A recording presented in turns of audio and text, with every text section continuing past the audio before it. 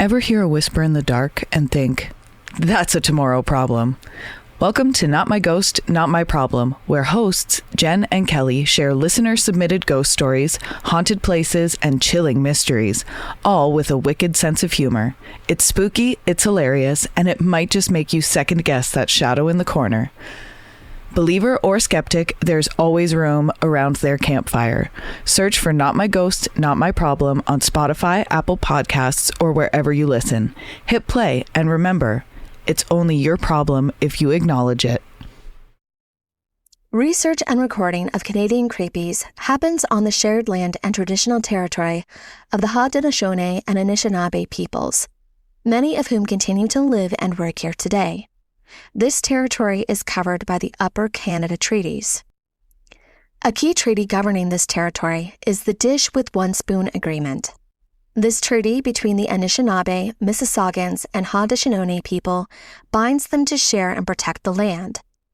Subsequent Indigenous nations and peoples, settlers, and all newcomers have been invited into this treaty in the spirit of peace, friendship, and respect.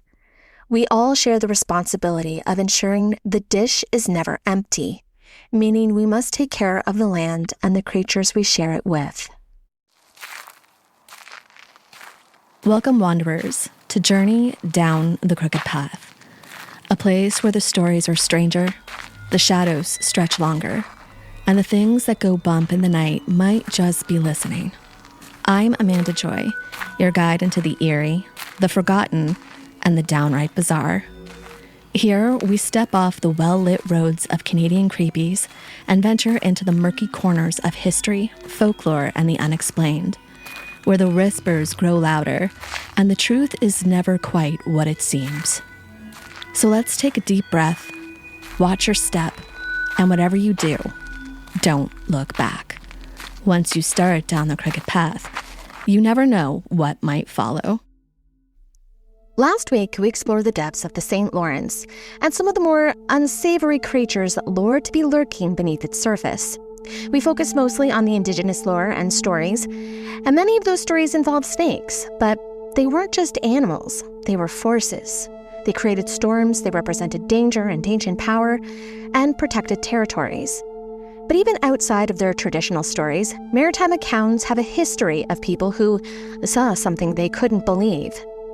The rivers around Montreal have a long history of strange aquatic creatures dating back to long before the area was known as Montreal, when it was known as Teotihuacan, and the St. Lawrence was known as Kaniaterowanenia. These stories drifted through the waters beyond the main river and into the connected tributaries and other connected waterways. It wasn't just the Indigenous communities that reported sightings of these creatures. When the French settlers arrived in the 1600s, they too began to report encounters with similar creatures. When Jacques Cartier reached the estuary of Kaniaterowanenia on August 10, 1535, he renamed it the Gulf of St. Lawrence in honor of the St. Lawrence's feast day. And the French began to colonize that area beginning in the early 1600s. Now, later, there was this one Jesuit missionary named Louis Nicolas, and he was traveling through the territory from 1664 to 1674, and he created this codex while living in New France, Codex Canadianus. In this codex, specifically on page 59, there is a drawing of one creature that has a fish tail, but the upper half of the body is human, or at least it looks human. It has a very feminine face with long flowing hair, but fins under its chin, almost like a beard. The arms and torso are covered in scales, with small, almost fish-like hands. So, a mermaid. The caption beneath this drawing, written in French, says, "Marine monster killed by the French on the Richelieu River in New France." As to when this creature was killed and by who, well, we don't know, aside from the French. The codex doesn't include a date. Now, based off of that description alone, this sea creature has been seen in many different folklore across the world. One example is a Japanese figure called the Amabi. The Amabi was first documented in 1846. They are described as a yokai, a type of supernatural being in Japanese folklore that can go from animal being to a creature that looks more like a human, and they're apparently incredibly dangerous. Now, during COVID, the BBC did a report on an investigation that had taken place in mid-May of 1864. Apparently, in Haikou province, during the Edo period, the government officials did an investigation on a green light that was in the water. A green, glowing creature emerged from the sea. It was described as having fish scales, long hair, and 3 fin-like legs, and a beak. The creature identified itself as an amabi. Now, this creature spoke, and it gave 2 predictions. One was that there would be 6 years of good harvest. The other prediction was of a mass-scale pandemic, hence why the BBC did this report during COVID. Now, according to this investigation, the creature had instructed the officials to draw its image and share it widely to prevent the disease. During the COVID pandemic, the stories of the Amabia resurfaced in Japan, and in the region around Montreal, stories about similar aquatic creatures began to circulate as well. Serpent-like creatures have also been described. Similar to the indigenous nations in the Laurentian Valley, the French colonists and French Canadians have their own stories about seeing giant serpents in the water. According to these stories, the creature typically has a huge head that looks like a horse, which is a similar description to Old World hippocampus, which appears in European and Middle Eastern lore. According to Greek sources, it is described as a creature with the front half of a horse and the back half of a fish. You can see it in Mediterranean art going all the way back to antiquity. There are sculptures and jewelry depicting that same combination: head horse, equine. In Greek sources, it is often depicted as a creature with the front half of a horse and the back half of a fish. You often see it in Mediterranean art going all the way back to antiquity. Sculptures and jewelry depict that very same combination: head horse, equestrian torso, and a long fish tail. One example is a Lydian gold brooch from the 6th century BCE, shaped like a hippocampus. This creature appears in stories connected to Poseidon, since he was associated with horses and the sea. It appears in Greek and later Roman imagery as one of the animals pulling his chariot. The name itself comes from the Greek words hippos for horse and campos for sea monster. These type of sea creatures have been reported all the way back to 1535, during Jacques Cartier's second voyage to Canada. At the time, Cartier was a Breton explorer sailing on behalf of King Francis I of France. With him were 2 St.Lawrence Iroquois princes that were guiding his crew during the voyage. Now, realistically, Cartier's men had kidnapped these 2 princes the previous year on the Gaspé Peninsula and brought them back to France. When Cartier returned the next year, he brought them with them essentially as guide slaves. On August 20th, 1535, Cartier and his sailors took jolly boats up the Moselle River. It empties into the St. Lawrence Delta. It is here where Cartier wrote about himself and his crew seeing several fish-shaped horses in the river. Supposedly, these creatures went on land every single night, but they stayed in the water during the day, and they grouped in large numbers. In his notes, Cartier refers to them as chevaux de mer, or seahorses. There is some debate about what he actually was seeing. Modern-day writers and historians believe that these seahorses may actually have been walruses. However, that idea is challenged by drawings in the Codex de Canadianus. Let's touch a little bit on this codex. It was once believed to have been written by Charles Boucart du Granville et du Fonville, and it's now known that it was written by Louis Nicolas, the French Jesuit missionary. Nicolas was known for his work in natural history and also for having a very violent temper. On page 40 of this manuscript, it shows a creature with a horse's head and a fish's tail, and Nicolas added a caption stating that it was a seahorse seen in the meadows along the river. Kizadek. As for Cartier, though, the sightings didn't just stop there. There was another unusual animal that was described being seen on September the 2nd of 1535. This time, it happened in the mouth of the Saguenay River. The Saguenay is a tributary of the St. Lawrence, with steep ford-like cliffs. And Iroquois sources had told Cartier that the river leads into a kingdom that is rich in gold and all sorts of precious stones. There was a 1950 English translation of Cartier's writings about this encounter that describes the descriptions of the animals. He wrote that his crew had learned of a type of fish that was unknown to them. He said that the animals were about the size of porpoises, but they didn't look like porpoises. He described them as their bodies being well proportioned and that their heads looked more like greyhounds. They were completely white without spots, and again, like the other horse-like creatures, there were many of them. They were all in a group. He wrote that they lived between the saltwater and the freshwater, brackish water. The locals referred to these as adothri. Academics have often identified the adothri as beluga whales. Belugas also live in brackish waters of the St. Lawrence Delta, and they resemble porpoises. But they have round, bulbous heads, so not like a greyhound. But I guess the possibility is still there. One of the most famous examples of a weird serpent-like creature living in these waters is Champy, said to reside in Lake Champlain, just south of Montreal, and over the years, there have been more than 300 sightings of Champy. Samuel de Champlain, the French cartographer and founder of the settlement of Quebec on July 3rd of 1608, is the first one to have had an encounter with this creature.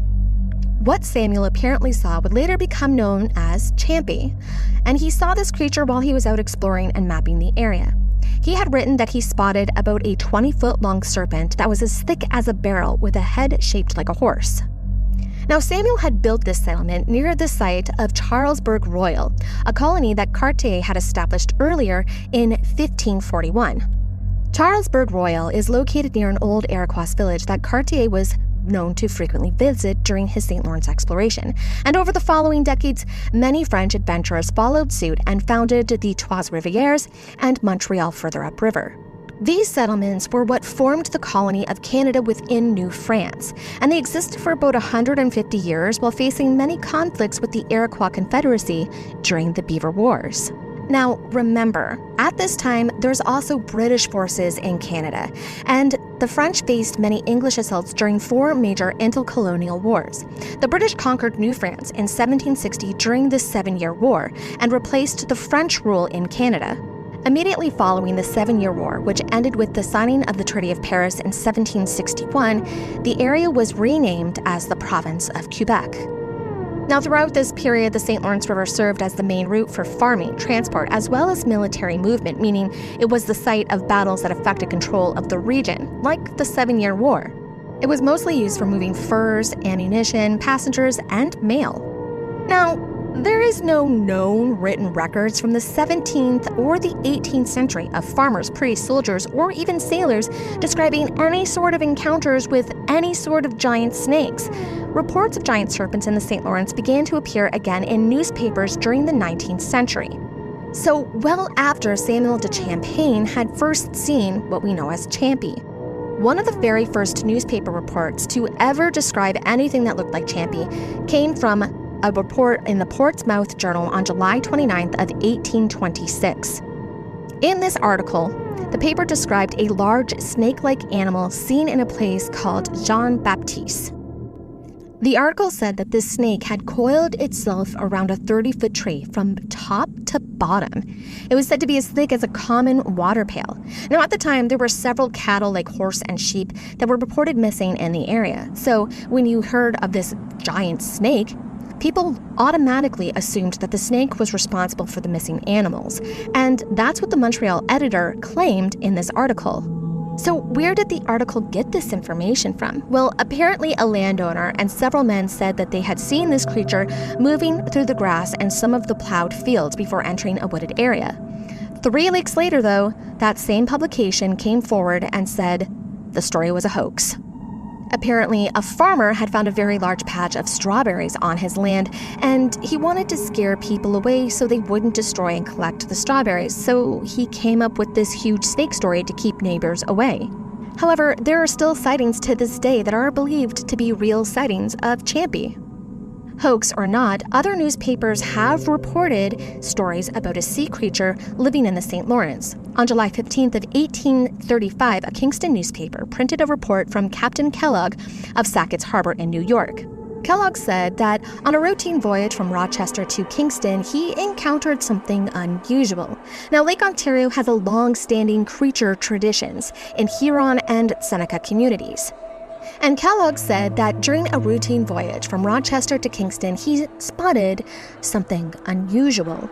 Around 7 in the evening, while fishing on the last part of the trip across Lake Ontario, he saw something in the water, something straight, almost like a pole-like object just laying still in the water. And at first, he looks at it and thinks it's a broken mast from a ship.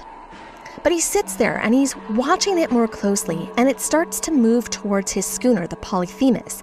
And he shouts out to the crew to watch themselves. He turns the schooner into the wind and secures the helm and climbs the main rig. Whatever this creature is, it just kind of passes the stern and barely notices the ship or the people on board. Kellogg's believed it was a huge snake, approximately 175 feet in length. It was dark blue with brown spots. The middle of its body was about the circumference of a flour barrel, so maybe this creature had a greyhound-like head. Now, he did say that the head was unusually small and very hard to distinguish. And this creature, it swam with an unwavering movement, just steady and slow. Its body stayed under the water, but at times it did surface and show its entire length. This entire encounter lasted for about 15 minutes, and the last thing Kellogg saw was the creature heading towards the St. Lawrence. The schooner carried 2 young men of the crew and 3 passengers, and the article said that all of them were willing to swear that the account actually happened. In 1880, there was actually a huge spike in reported sightings between Montreal and the Richelieu River. Now, the newspapers at the time, they were very vague about the descriptions and often only referred to these creatures as water serpents or monsters, and didn't really give any sort of measurements or details about what the bodies looked like. Sightings continued to pop out throughout the 1880s. On July 25th, 1888, the Kingston Whig Standard published another account. This one was from a group of men in a sailboat near Kingston who had reported seeing a serpent that was about 30 feet long. Again, the newspapers didn't really give very much of a description. They just simply called it a serpent. They didn't describe what it looked like, what the head shape was, what color it was, just reported that there was a serpent seen near Kingston. The following month, on August 9th, the Weekly British Whig would expand on this report, identifying witnesses as Charles Stately and 4 others. Now, it only goes on to say that the creature was estimated to be about 30 feet and doesn't give any other additional information about what it looked like. But it did say that Stately and the others were described as respectable farmers, and the article gave them a lot of credibility.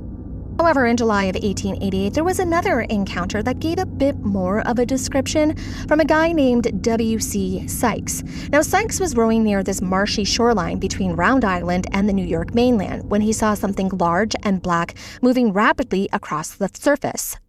Now, at first he thinks it was maybe some sort of water bird like a duck, but then he sees its head.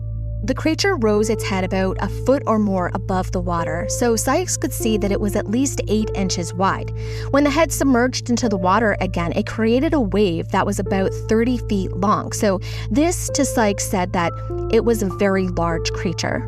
He estimated the creature to be about 6 inches in diameter and about 30 feet long. 30 feet seems to come up quite a bit. So at least the descriptions are consistent. This report caused some excitement with the locals. It kind of scared them a little bit. Skiff owners temporarily stopped operating, and when people would go out onto the water, steam yachts with high whale guns became the preferred transportation. One young woman on the island supposedly refused to go out on small boats, period.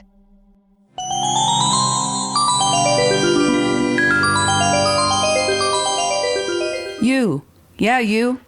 Still haunting the same old fast fashion? Time to dig up something better with Back from the Dead Goods, a Canadian small business where forgotten threads get a second life and sustainability meets spooky. This isn't just upcycled clothing, it's resurrected fashion with an eerie edge. Handpicked, reworked, and revived Every piece is as unique as a ghost story whispered at midnight. And because you're a part of the Canadian Creepies family, you get an exclusive deal. Use code Canadian Creepies at checkout for 10% off. Find them lurking on Instagram, Etsy, and Poshmark. Links are in the episode description. Give your wardrobe a second chance at life, if you dare. Looking for your next obsession? The Creators Collective Podcasts is your gateway to the dark, the chilling, and the downright fascinating. We're a community of independent podcasts with one goal: to share the best in true crime, paranormal tales, folklore, and unexplained mysteries. Whether you crave cold cases that won't stay closed, haunted histories that refuse to be forgotten, or stories that make you sleep with the lights on, there's a show waiting for you in the collective. And when you join us, you're not just listening to one podcast. You're stepping into a world of creators who love this stuff as much as you do. Check out the Creators Collective today. Follow the link in our show notes to discover your next favorite podcast. We'll be waiting for you. Let's take a moment during this break to talk about something that matters. Something that doesn't get to be background noise. The Anishinaabe-Moan word, Ni-ki-na-gana, means we are all related, and we are. But relationship isn't just about words, it's about responsibility.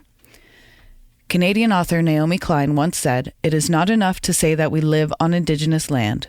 We have to act as if we do." And one way to do that is by supporting Pay Your Rent, a grassroots mutual aid initiative that offers direct material support to Indigenous organizers across this land. It's not charity, it's rent. For those of us who aren't Indigenous to this place, it's a way to show up differently, to redistribute some of what's been taken. The Pay Your Rent Fund started as a one-time request for help in 2018 and grew into a nonprofit called Ni-ki-na-gana. Your monthly or one-time donation can help provide food, hygiene supplies, housing support, and resources for Indigenous-led resistance and community care. So if you've ever said, "We're all related," ask yourself, are you being a good relative? Visit PayYourRent.ca and find out more about how you can be part of something better. Now, back to this case.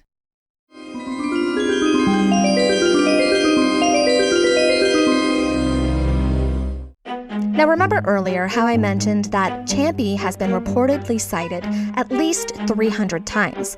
So, creature sightings have continued to be reported into the 1900s. Eloisa Farrad's father was the lighthouse keeper of Point de Mont's lighthouse and is credited with several sightings in the 20th century. He was a resident guardian of that stretch of river, living right on the shoreline and watched the water daily. Between 1911 and 1912, he reportedly saw this creature twice during that winter.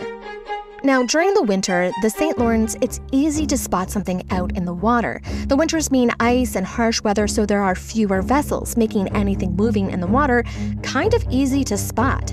These sightings occurred off of Point de Mont's on the north shore where the river opens into a gulf. So the water is very deep and exposed to high traffic for ships, but it's also a place where animals occasionally pop up, like whales or larger fish.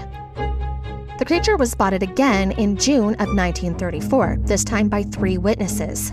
Ross Malcolm and Henry Day Kepper were insurance brokers, and they also had with them Major J.M. Humphreys, who was Canadian militia.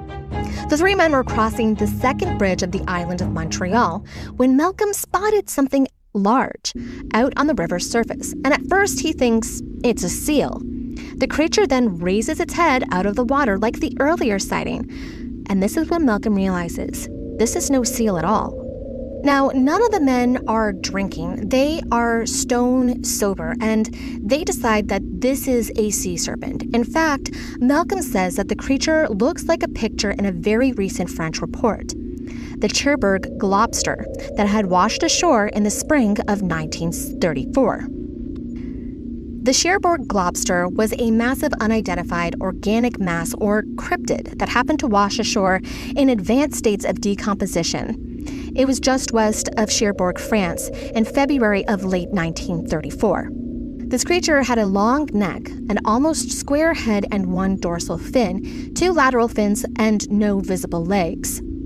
It's important to note here that when this creature washed ashore, it was the same time when the Loch Ness Monster was making headlines for the first time, so it was widely dubbed as a French sea serpent by local observers.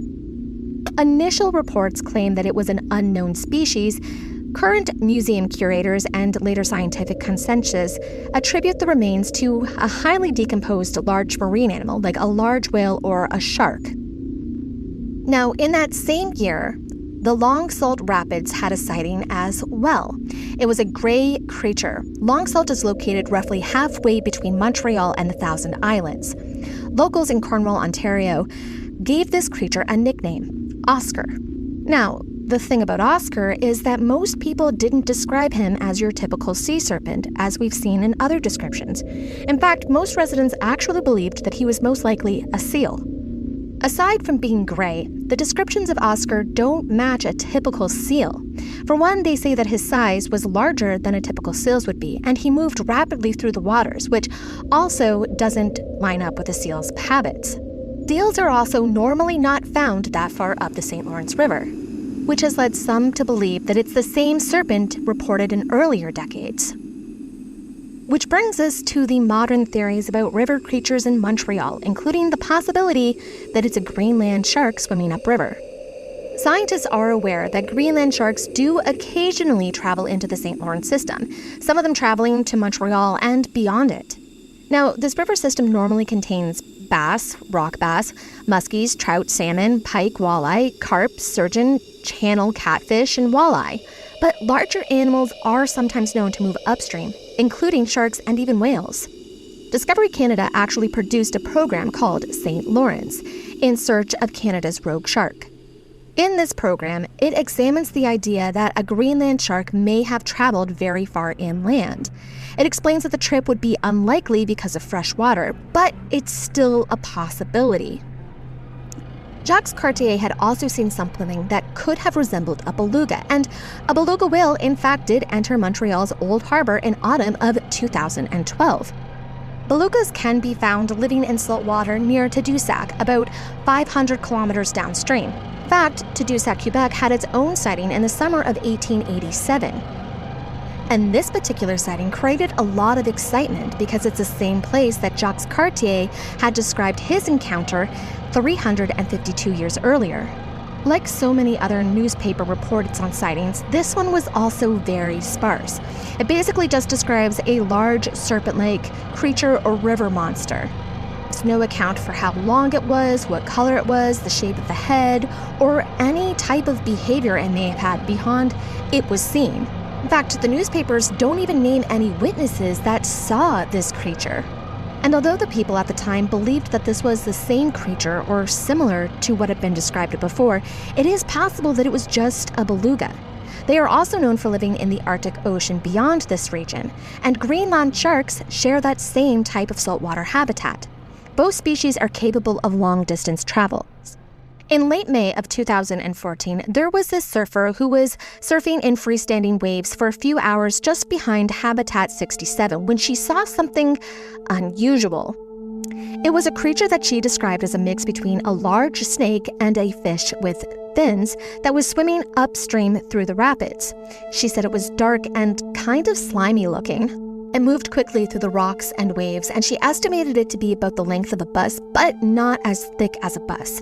She had never seen anything like it, including out in the ocean.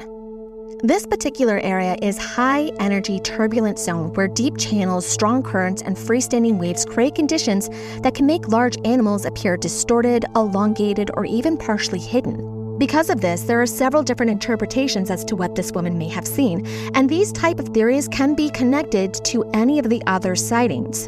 Belugas are white, and in turbulent water, their shape can appear stretched or even serpentine. They're able to raise their heads and backs above the surface in ways that can look unusual to people who aren't familiar with them. Did describe it as being dark and slimy, so this theory doesn't match her sighting directly, but it can match some of those other sightings that we've talked about.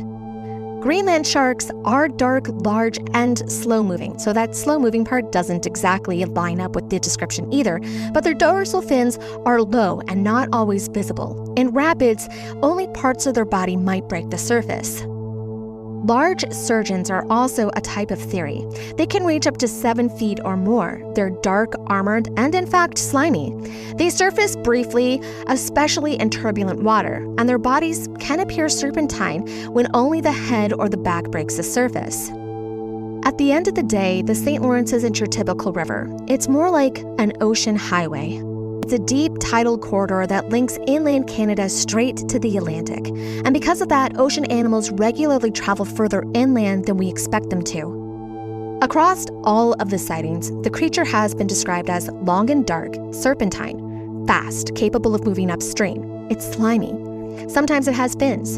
Sometimes it has a small head. Sometimes a large head. And it's often enormous. There's no single species that fits all of these traits. Beluga whales, wrong color and shape. Greenland sharks, wrong body proportions. Sturgeons are too small. Eels are also too small. Seals have the wrong movements. And debris? Well, debris doesn't have fins or a head. And realistically, the ocean still holds on to the unknown. It's a mystery. There are large species that we haven't documented, deep water animals that travel further than you expect, and species that tolerate saltity changes better than textbooks suggest they do. We don't know what the ocean truly holds in its entirety. So maybe what we're seeing in the St. Lawrence is in fact something undocumented. Or maybe we're seeing something that we hope is undocumented.